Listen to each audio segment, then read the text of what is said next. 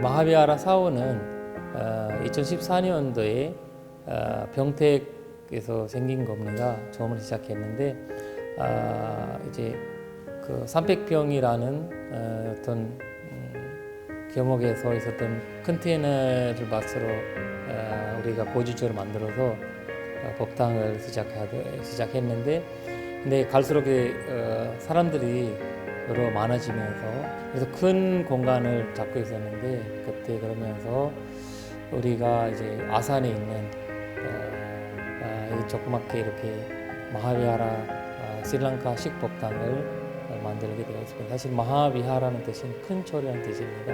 그리고 행복한 노래양 이런 뜻도 갖고 있습니다.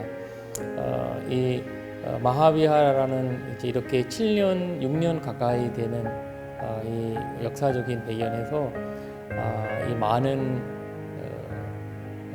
우리 특히 이제 조기불교, 산자불교라고 하는 부처님의 원 가르침을 전통을 지키고 있는 나라 스리랑카, 그 나라에서 이런 공간을 만들게 되면서 그 불교를 배우려고 하는 사람들도 많이 찾고 있습니다. 특히 이제 한국 불자님들 많이 찾아오고 위파사나 명상을 하게 되고, 여러 가지 빨리오라는 그리고 부처님 경전이라는 이런 걸 같이 공부하고 그런 강의도 여기서 열리고 있습니다. 그리고 또 이제 이주민들 위해서, 특히 스리랑카 사람들이 24,000년 정도 이 한국에 거주하고 있는데, 그분들 한테 이렇게 최초 공간으로 스리랑카로서는 이런 법당이 최초로 생겼습니다. 그래서 그분들도 전체적으로 전국적으로 여기 찾아옵니다. 아마 앞으로 이 마하비하라 사찰은 많은 사람들한테 따뜻한 위로함을 주는 공간이 될 거고, 특히 이제 문화적인 공간이 될 거고, 또 하나는 많은 국가와 그 국가의 대표적인 공간이 될 거라는 이제 바람을 갖고 있고, 좀 따뜻하게 봐주고, 이거는 우리가 그 하나의 또 국가 일이기도 하고, 또 하나의 그 사회 일이기도 하고, 또 하나의 인간으로서 인간을 해야 될 일이기도 합니다. 그래서 그런 공간으로서 마하비하를 좀 자비심을 갖고 열심히 활동하고 있습니다.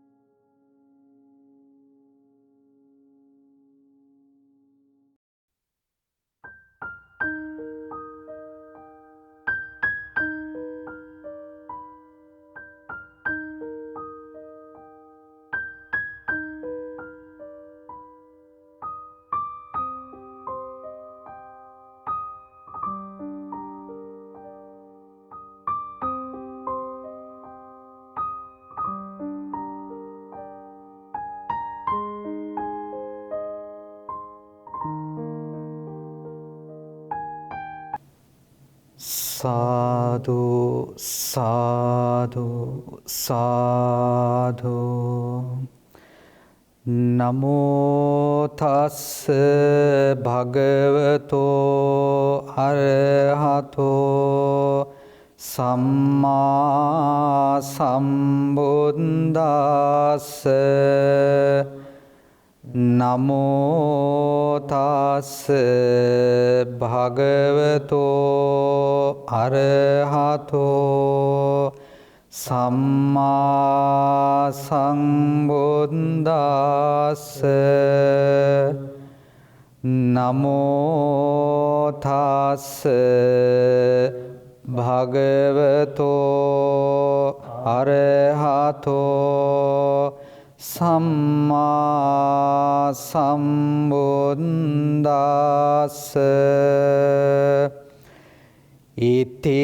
ඉතිපිසෝ භගවා අරහං සම්මා සම්බුද්ධෝ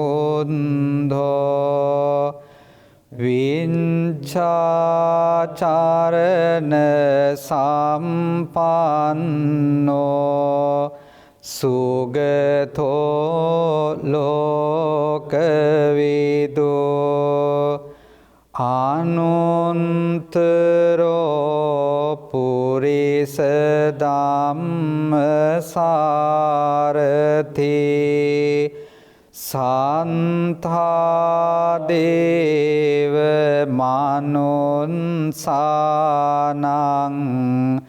බුද්ධෝ භගවාති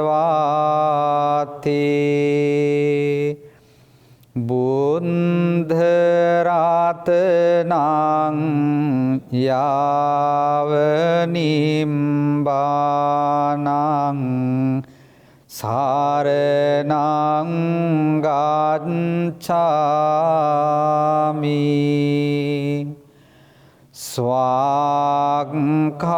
ස්වාක්ඛාතෝ භගවතා ධම්මෝ සන්දිට්ඨිකෝ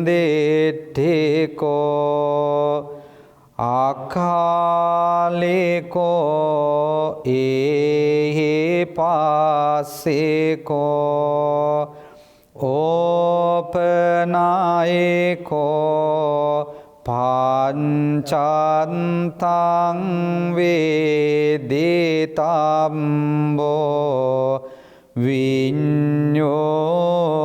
විඤ්ඤෝහිති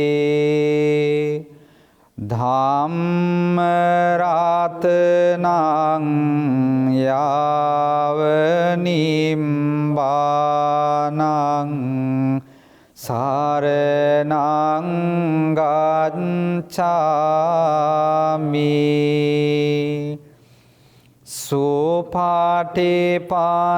සුපටිපන්නෝ භගවතෝ සාවක සංඝෝ උචුපටිපන්නෝ භගවතෝ සාවක සංඝෝ ඥාය පටිපන්නෝ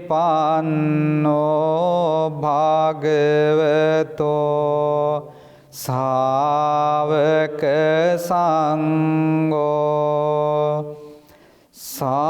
සාමිචි පටිපන්නෝ භගවතෝ සාවක සංඝෝ යදිදං චන්තරි පුරිස යෝගානි අන්ත පුරිස පුංගලා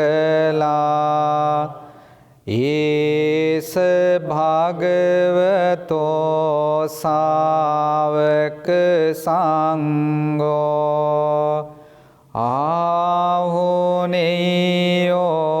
පාහුනේයෝ දාංකේනේයෝ අංජලි කාරණේයෝ අනුත්තරං පුඤ්ඤං කෙන්තං ලෝකං ස්වාති සංඝ රත්නං යාව නිම්බානං සරණං ගච්ඡාමි සාදු සාදු සාදු.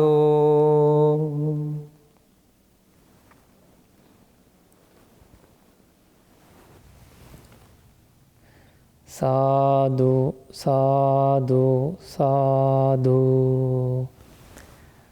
가운데 계시는 부처님은 석가모니 부처님이라고 합니다. 고타마 부다라고도 하고요. 2500년 전에 인도에 계시면 왕자로 계시다가 명상하시고 이제 게다르마 선취하셔서 45년 동안 솔법을 하시고 80대 열방을 하셨던 위대한 스승님이십니다. 그래서 이 부다라는 단어는 깨달음이라는 뜻이거든요. 이 세상에 있는 모든 것들이 그 모든 것들하고 생로병사를 우리가 왜 태어나는지 그리고 왜 늙어가는지 왜 병을 걸리는지 왜 죽는지 그 방법을 그 이유를 알았기 때문에 부처님이라고 부다라고 할 수 있습니다. 그래서 이 분이 우리가 이제 이 가운데 이제 모시면서 항상 이제 그 아침 저녁으로 예불도 하고 이제 낮에 10시쯤에 이제 사시 공양도 올립니다. 여기서 이제 왼쪽 부처님으로 볼 때는 오른쪽입니다. 오른쪽에 계시는 분은 이제 사리불 전자라고 합니다. 사리푸타라고 이제 말씀하는데 그 사리불은 그 사리부타 전자는 부처님의 오른쪽 그 제자이면서 지혜의 제일이라고 합니다. 그리고 이 사리불 부처님 그 사리불 전자와 그 다음에 우리 오른쪽과 부처님 왼쪽에서는 목련 전자를 볼 수가 있습니다. 그 목련 전자는 그 신통력 제일이라고 말씀하거든요. 그래서 부처님의 10대 제자 그리고 80대 아라한 중에서 최고의 제자라고 볼 수가 있습니다. 이 두 분이 이렇게 모셔나는 이유는 특히 이제 남반불교, 조기불교는 이 부처님이 제자, 사리불과 목련 전자 비롯한 이 제자의 존들이 이제 중심으로 해서 암성으로 이 부처님의 가르침을 내려왔기 때문에 이 분들의 제자들이 이 분들이 계셔서 우리는 지금까지 공부하는 그 부처님 말씀을 있었던 거고 그 의미로 그 존경스러운 마음으로 감사한 마음으로 이렇게 두 분을 모시고 있습니다. 그리고 특히 이제 목련 전자 같은 경우는 이제 피부색이 좀 까맣게 보이시죠? 이 피부색이 까맣는데 원래 보시면 이 두 분이 이제 브라흐마나 쪽 사람들이고 인도에서는 피부색이 하얀 민족이에요. 엄마 아빠가 좀 피부가 하얀데 이 까맣게 된 거는 이제 불교적으로는 이제 정성에서 있었던 어떤 가보라고 말씀드립니다. 엄마가 죽인 쪽이 있어가지고 그 가보를 계속 태어날 때마다 놀림을 당하는 몸을 갖고 태어났다고 합니다. 그래서 마지막 생에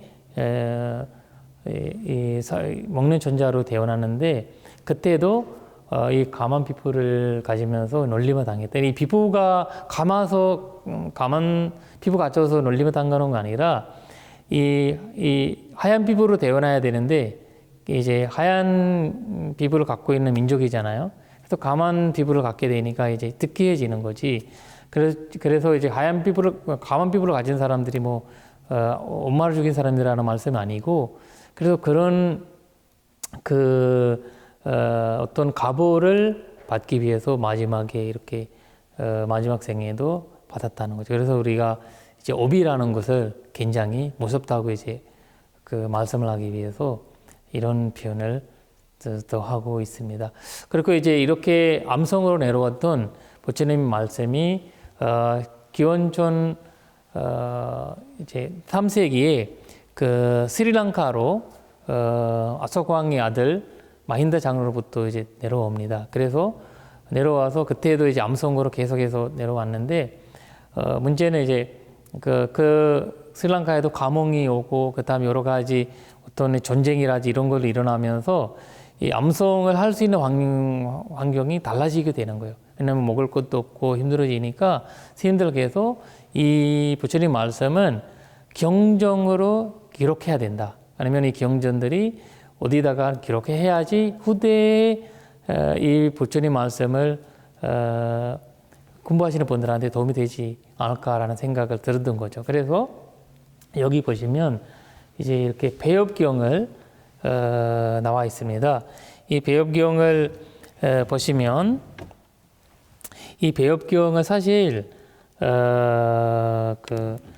지금 내가 갖고 있는 배엽경은 이게 300년 되었던 배엽경이고, 그래서 이제 문화재죠. 문화재인데 이제 조천법령경이라는 부처님의 첫 번째 설법을 하시는 어떤 그 경전이거든요. 그래서 여기 보시면 이 글자가 새겨져 있어요. 새겨져 있고 이 과정이 얼마나 어려운가를 보시면 알 거예요. 만약에 옛날에는 이제 이렇게 글자 이렇게 하나씩 새겨야 되잖아요. 근데 새길 때 이 나무잎이잖아요. 폐엽 야자 종류의 나무잎인데 이거 배엽경이라고 합니다. 이 배엽 나무인데 여기다가 한 글자가 들리면 치워지지 못해요. 그러면 다 버려야 되죠. 그래서 굉장히 그 선정에 들어간 스님들만 할 수 있는 일이에요. 그래서 선정에 들어가서 어떤 굉장히 이제 쉽게 할 수 있는 거 아니고, 누구나 이제 배운다고 할 수 있는 것도 아니고, 이런 식으로 해서 발만티 대장경 아니면 부처님의 그 모든 가르침이 이런 식으로 배엽경으로 이제 새기게 된 거죠. 그러니까 오늘날 우리가 부처님 가르치는 말 이렇게 들을 수가 있는 거예요. 근데 그렇게 새기된 제초의 나라가 스리랑카입니다.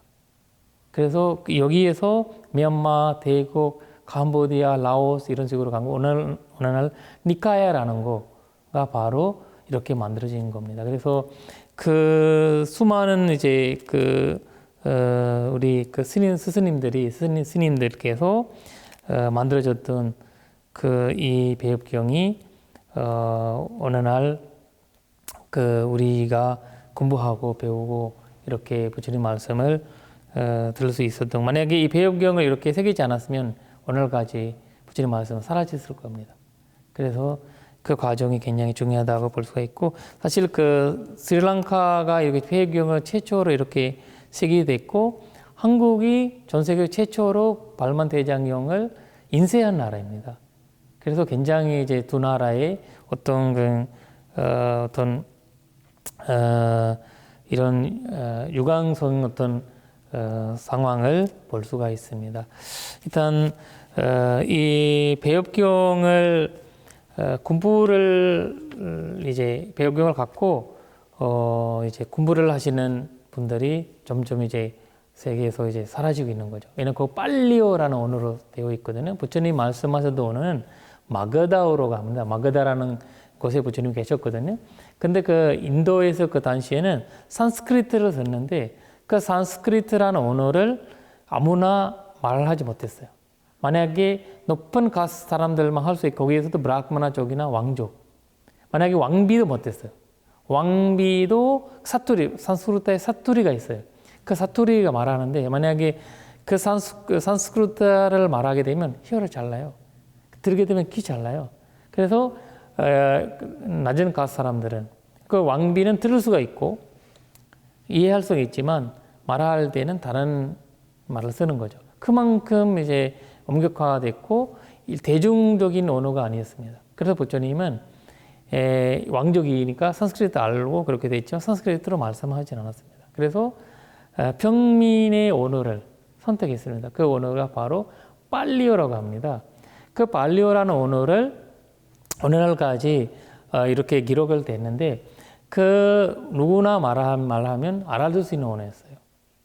그리고 부처님은 이 대중적인 그 사람들의 언어를 선택해서 그걸 이제 그거 스리랑카에서 보정됐던 겁니다. 스리랑카 보존되면서 그 발리어 만약에 그거를 싱갈라어로 바뀌었으면 그 싱갈라 언어는 계속 바뀌잖아요. 바뀌면 이 부처님 경전도 계속 바뀔 거야. 근데 이 지금 오늘날 발리어라는 거는 부처님 이후에는 그 이제 아소카왕 시대 이후에 이제 기원전 3세기 이후에는 어떤 죽은 언어가 돼버렸어요. 죽은 언어를. 그래서 쓰지 않는 언어를. 그렇게 돼버리니까 그 더 이상 발전되지 않잖아요. 그 언어를. 발전되지 않기 때문에 부처님이 경전 속에 있는 가르침을 병화되지 않았다는 거죠. 만약에 우리가 뭐 예를 들면 한국어라든지 어떤 언어로 이거를 바뀌게 될 때는 그 시대마다 달라지기 때문에 그 상황을 어떤 사람마다 이제 쉽게 이거를 그 퓨즈라든지 병화시킬 수 있었던 거죠. 그래서 발리어라는 거는 어디 쓰는 언어 아니기 때문에 이거를 그냥 그대로 암송으로 내려올 수 있었다는 그런 것도. 그래서 발리어라는 것은 부처님의 원 가르침을 우리가 이제 이따가 말씀드렸지만 우리 이따 부처님한테 예불을 올 때 발리어라는 원음으로 올립니다. 그래서 이 발리어는 불교에는 국제 언어라고 볼 수 있습니다. 그 태국이라든지 라오스, 미얀마 이 모든 그곳에서 저희는 그 모든 곳에서 저희는 이 부처님의 그 이제 말씀으로 인정하고 합니다. 그래서 발리어를 이렇게 중요한 언어다라는 것을 말씀을 드리고 싶습니다. 그래서 그 발리어의 원어 나라가 스리랑카, 원조 나라가 스리랑카로 되어 있어서 또 이제 우리가 그 이 마하비하라 사원에서 해야 되는 큰 역할이라고 봅니다. 그리고 여기 보시면 부처님이 이제 진신사리를 모시고 있는 공간입니다. 부처님과 아라한들의 진신사리를 모시고 있는데 이 진신사리를 받기는 참 쉽지 않습니다. 이를 인연이 없으면 사리를 받는 것은 사리 이웃받기가 쉽지 않는데요. 우리가 최초물에 내가 이 마하비하라 사원을 질 때 우리가 마하비하라 사원에서 기거음식을 하지 않고 우리가 이 새로운 고기 여기에서 사리진경을 법회를 했습니다. 그때 이 여기에다가 사원을 진다는 소문을 들었던 스리랑카의 전정 스님께서 사리 일과를 우리한테 이제 기증하게 됩니다. 그래서 그 사리를 모시고 와서 여기에서 사리를 이제 모시게 돼서 기도를 하게 됐습니다. 그러면서 이제 우리가 좀 여러 가지 어려움 속에서 이제 이렇게 법탕을 완성되는데 거기서 이제 30년 전에 스리랑카에서 사리를 어떤 한국 스님이 모시고 왔습니다. 30년 전이라고 하면 한국에 굉장히 이제 한국도 이제 어려운 시대였죠. 그리고 그 당시에 동남아에 대한 어떤 외국에 대한 케어줬다는 자체는 그 스님 굉장히 훌륭한 스님이라고 볼 수가 있습니다. 그래서 그 스님께서 이 사리를 스리랑카뿐만 아니라 미얀마, 태국 이런 데서 계속 이제 기여를 하셨나 봐요. 우리가 서류를 다 받았는데 그 대전의 백운사라는 그 절이거든요. 그래서 그 스님께서 스리랑카에 많이 도와주셨는데 그 도와주시는 감사함으로써 어떤 사리답에 있었던 옛날에 이제 그 기원전 5세기에서도 어떤 사리답에 있었던 사리를 그 스님한테 기증을 한 거죠. 근데 그 스님이 너무 너무 아주 충경스럽게 이제 정성을 다해서 그 사리를 모시고 와서 계속 만배하고 3년간 이제 만배를 하셨다고 합니다. 그래서 기도를 올리고 그랬는데 스님께서 17년 전에 이제 임명을 하셨는데 그러면서 사리 기도하지 않고 이렇게 되어보면서 철이 불타게 됩니다. 불타게 되면서 사리 공간만 이제 남게 되는데 그 사리 공간을 남게 되면서 그분들이 이제 너무 놀라웠던 거죠. 기적 같은 일이니까 그때 일연 사원이 진다는 소문도 있었고 그러면서 우리한테 이제 이 스님의 마지막 유언은 사리를 관리 못할 때는 그 나라에 이제 다시 되돌려 주는 것이 중요하다라고 말씀하셨나 봐요. 그래서 그 유언을 이어서 우리한테 이렇게 사리를 기증하게 되었습니다. 그래서 여기 보시면 이제 머리수나무라고 합니다. 이 머리수나무는 진짜 이제 그 남방 불교에서는 굉장히 귀하고 중요한 나무로 여기는 이유는 부처님께서 선도하실 때 그 머리수나무 아래에서 선도를 하셨다고 합니다. 그래서 그 머리수나무 그뿐만 아니라 그 머리수나무 아래에서 부처님께서 7일주 동안 그 수행하셨다고 합니다. 그 머리수나무는 사실 부처님께서 이 머리수나무를 이제 옆에 계시면서 수행하기 위해서 큰 도움을 주셨던 겁니다. 그 당시에는 인도에서 이 머리수나무는 쓸모없는 나무가 되었대요. 그래서 왜냐면 수행자들이 머리수나무 안에만 이제 앉아 있을 때는 왜냐면 풀 태우거나 이렇게 하기 위해서는 이 머리수나무를 쓰지 않아요. 그래서 수행자들이 수행하고 있는데 뒤에 와서 나무를 자르면 안 되잖아요. 그래서 이제 수행할 수 있는 아주 훌륭한 나무로 그리고 주변에 그늘이 되고 시원하고 그리고 이 머리수나무 보시면 머리수나무의 이제 잎사귀 일반 잎사귀와 좀 다릅니다. 일반 잎사귀는 이 줄이 있잖아요. 줄이 바깥으로 돼 있어요. 근데 머리수나무에는 안쪽으로 돼 있고 그래서 나무 이빨은 밑으로 내려가고 있습니다. 내려가고 있죠. 이렇게 보시면 왜냐면 나무 밑에 우리가 앉을 때 이 나무에서 나오는 모든 이제 그 산소 그걸 100% 수행자한테 받을 수 있다는 거고 왜냐면 이 머리수나무는 24시간 산소를 해소하는 나무라고 볼 수가 있습니다. 그리고 그런 특별한 힘이 있어서 부처님께서 이 나무를 선택해서 수행을 하실 때 이제 사용했다고 합니다. 그래서 그 나무를 존경스럽게 부처님이 여기면서 감사하는 비유를 하셨다고 합니다. 그래서 첫 번째로 부처님께서 이 세상에 오셔서 우리한테 말씀하셨던 가르침은 바로 감사하다는 거예요. 부처님한테 감사한 그 나무를 계속해서 우리가 이제 그 성스러운 나무로 해서 이제 기원전 3세기에 스리랑카로 이제 아소고왕 시대에 이제 모시고 왔는데 모시고 오는데 거기서 스리랑카에 심고 그 다음에 이제 아소고왕이 부처님을 촉접하던 그 머리수나무를 굉장히 좋아하고 굉장히 이제 사랑했다고 합니다. 그래서 매일매일 아침에 가서 부처님 머리수나무에 때 기도하고 그 다음에 거기 앞에가 명상하는데 이제 아내가 질투합니다.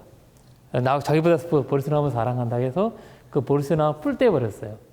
풀 떼버리고 없어버리는데 다시 스리랑카에서 그 머리수나무에 이제 가지를 와서 심었다고 합니다.